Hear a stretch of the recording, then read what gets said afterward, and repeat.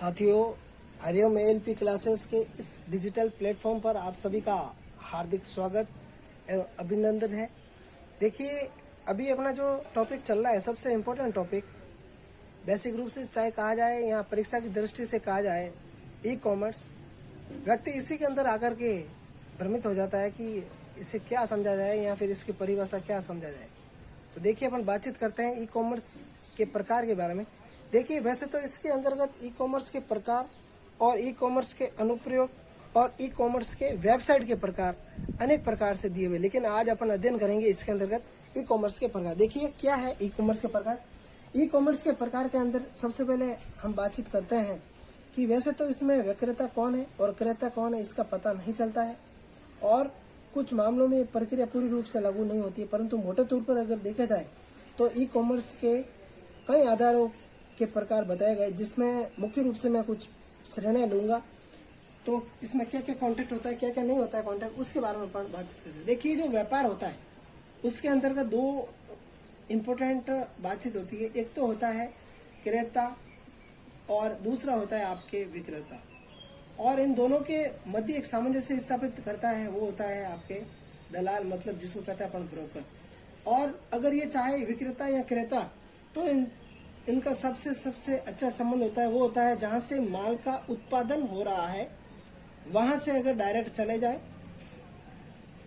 और अगर ये कुछ सामान लेकर आए तो उनको जो है कुछ 10 से लगा करके 25% तक का आपको क्या होता है, इसमें फायदा होता है। अब जो व्यापार है, इस व्यापार के अंतर्गत बहुत सारे व्यापार आपके दिए हुए हैं, लेकिन अपन परीक्षा की दृष्टि से देखा जाए तो क्या क्या है। देखिए, व्यापार का जो 4 टाइप से मैं बताना चाहूंगा। सबसे इम्पोर्टेंट जो इसके अंतर्गत है वो है आपका व्यापार से उपभोक्ता, व्यापार से उपभोक्ता, व्यापार से व्यापार, बिजनेस टू बिजनेस। तीसरा है आपके उपभोक्ता से उपभोक्ता।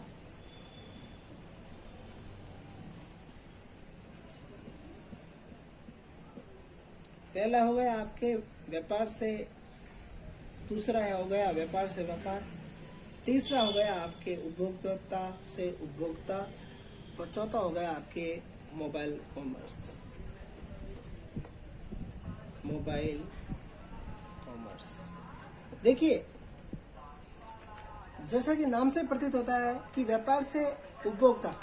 देखिए, व्यापार से उपभोक्ता कैसे, संक्षेप में अगर कहा जाए तो बिजनेस टू कस्टमर होता है, जिसको अपन कहते हैं कि B2B। इसका जो एक सिंपल अगर भाषा में कहा जाए तो वो इसका नाम है। व्यापार से उपभोक्ता, व्यापार से उपभोक्ता, इसका सिंपल तात्पर्य ये मैं कहना चाहूँगा कि इसमें तुलनात्मक रूप से कम होती है मात्रा, और इस प्रकार के कॉमर्स में कोई कंपनी अपने उत्पाद और सेवा उपभोक्ताओं को बेचती है। ऐसे मामलों में कंपनी की एक वेबसाइट होती है जिसमें से ग्राहक सूचनाएं ले सकता है और किसी उत्पाद या सेवा का आदेश दे सकता है। इस प्रकार का ई कॉमर्स भी प्राय कई रूपों में किया जाता है, जैसे कि वेब पोर्टल के द्वारा, ऑनलाइन सिस्टम के द्वारा, ऑनलाइन सिस्टम, वेबसाइट के माध्यम से। और अगर बातचीत की जाए तो मैंने पहले ही बता दिया था आपको, दलाल के रूप के अंतर्गत, या फिर सर्विस को जो है प्रोडक्टिव के रूप में बना करके इसके अंदर इसका प्रयोग किया जाता है। दूसरा है और इम्पोर्टेंट है व्यापार से व्यापार। देखिए, कोई व्यापारी होते हैं, केवल उनको अपने व्यापार से व्यापार का मतलब होता है, बाकी दूसरी पंचायतों में वो कभी भी अपना हाथमा नहीं आजमाते हैं। केवल उनको व्यापार से व्यापार का मतलब है, काम किया, पैसा आ गया, जो भी लगे हुए हैं, चाहे वो सेल्समैन हो, चाहे जिनसे माल खरीदा है उनसे, या फिर जो भी दुकान के अंतर्गत जो कर्मचारी काम कर रहे हैं, केवल उनको उनसे ही मतलब होता है कि बस मेरी हाजिरी हो जानी चाहिए, प्लस जो दुकान का किराया निकल जाना चाहिए, प्लस मेरे आने जाने का किराया, और जो भी मेरे दुकान के अंदर छोटे बड़े काम हो रहे, जैसे कि चाय पिलाना है, नाश्ता है वगैरह, सबके काम हो जाना चाहिए। और उनके अलावा ये जो भी कर्मचारी है उनके खर्चे निकल जाना चाहिए। ये निकलने के बाद में अगर कुछ बचता है तो वो व्यापार को मैं और बड़ा करने के मैं सोचूंगा। तीसरा और इम्पोर्टेंट है देखिए तीसरा इम्पोर्टेंट क्या है, तीसरा है उपभोक्ता से उपभोक्ता। देखिए इसमें कस्टमर टू कस्टमर होता है, customer to customer, c to c. C means customer और टू का मतलब बीच में से और सी का मतलब कस्टमर। उपभोक्ता से उपभोक्ता, देखिए उपभोक्ता ई कॉमर्स में उपभोक्ता अपनी वस्तुएं आपस में एक दूसरे को बेच सकते हैं। इसमें किसी ऑनलाइन मार्केट की सुविधा उपलब्ध कराने वाली वेबसाइट जैसे नीलामी की वेबसाइट की सहायता ली जाती है। इस प्रकार के ई कॉमर्स की मात्रा अपेक्षाकृत रूप से कम है। ऐसे ई कॉमर्स में किसी वस्तु को बेचने की इच्छा रखने वाला कोई उपभोक्ता अपनी वस्तु का विवरण और अपेक्षित मूल्य वेबसाइट पर डाल सकता है। अन्य उपभोक्ता उस वस्तु के लिए बोली लगा सकते हैं। वेबसाइट का स्वामी या संचालक अपना कमीशन लेकर उस वस्तु के विक्रय और धन को लेन देन के संभव बनाता है। उदाहरण के लिए आप इंटरनेट और नीलामी की बड़ी बड़ी वेबसाइट eBay.com वगैरह, eBay.com,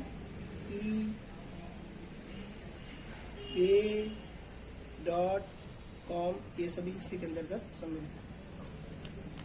देखिए एम कॉमर्स क्या है, मतलब मोबाइल कॉमर्स। देखिए मोबाइल कॉमर्स के अंदर आपने देखा होगा मोबाइल बैंकिंग है, इंटरनेट बैंकिंग है और मोबाइल बैंकिंग है। इन सभी का जो प्रारूप होता है, बिल्कुल जो बड़ा काम है उसको एक छोटे से टैबलेट या मोबाइल के अंदर करना वो उस मोबाइल कॉमर्स का ही एक पार्ट है।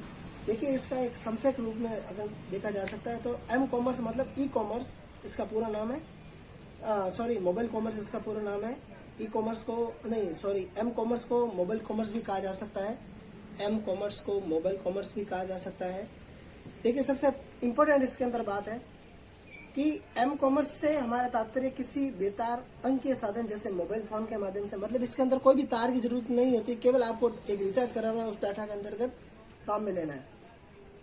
बेतारीय साधन जैसे मोबाइल फोन के माध्यम से सामानों और सेवाओं के क्रय विक्रय से है।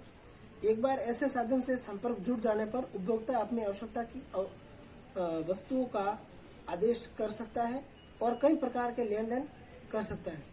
इस प्रकार के ई कॉमर्स का उपयोग पूर्ण रूप से यूरोप के देशों के अंदर और जापान में अधिक किया जाता है, जहां सेलुलर फोनों का उपयोग बहुत अधिक संख्या में किया जाता है।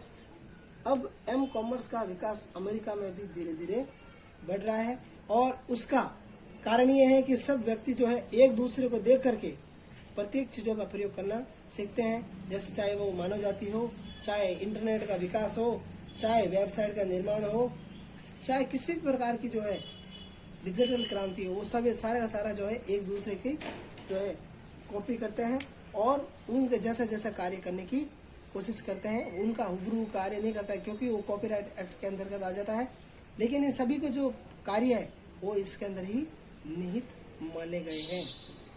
देखिए नेक्स्ट जो अपन टॉपिक लेंगे बिल्कुल इम्पोर्टेंट टॉपिक रहेगा हम सब के लिए।